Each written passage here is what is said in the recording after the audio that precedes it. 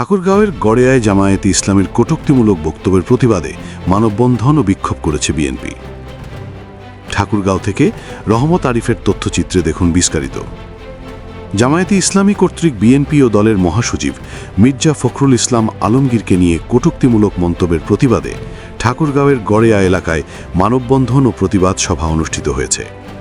বুধবার বিএনপির উদ্যোগে আয়োজিত কর্মসূচিতে থানা ও জেলা পর্যায়ের নেতাকর্মীরা অংশ নেন।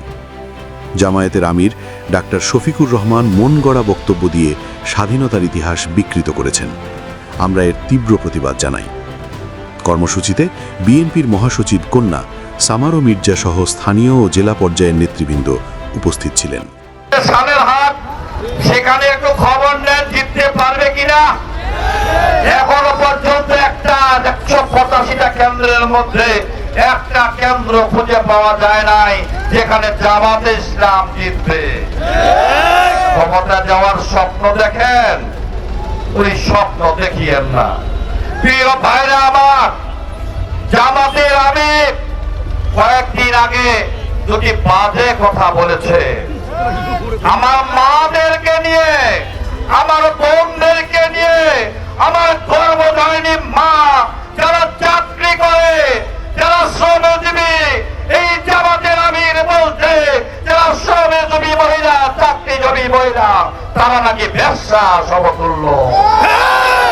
সেই জন্য গোটা বাংলাদেশে জামাতের আমিরের বিরুদ্ধে ঝাড়ু মিছিল হয়েছে।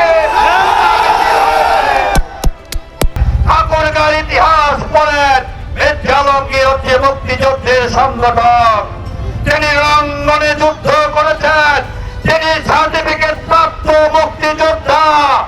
তিনি 3রা ডিসেম্বর যখন ঠাকুরগাঁও পাক হানাদার মুক্ত হয়, থানার মধ্যে প্রথম যে জাতীয় পতাকাটি তুলেছিলেন সেই ব্যক্তিটি হচ্ছেন মির্জা আলমগীর। এরপরও মির্জা আলমগীর নিয়ে মিথ্যা কথা বলবেন। এখন আপনাদের কাছে আমার প্রশ্ন, এখন থেকে যে কয়টি কথা বললাম একটা কথাও কি মিথ্যা বলেছি? তারা যে মঞ্চে কথাগুলি বলেছে তারা কি মিথ্যা বলেছে না সত্য বলেছে? মিথ্যা কথা বলেছে।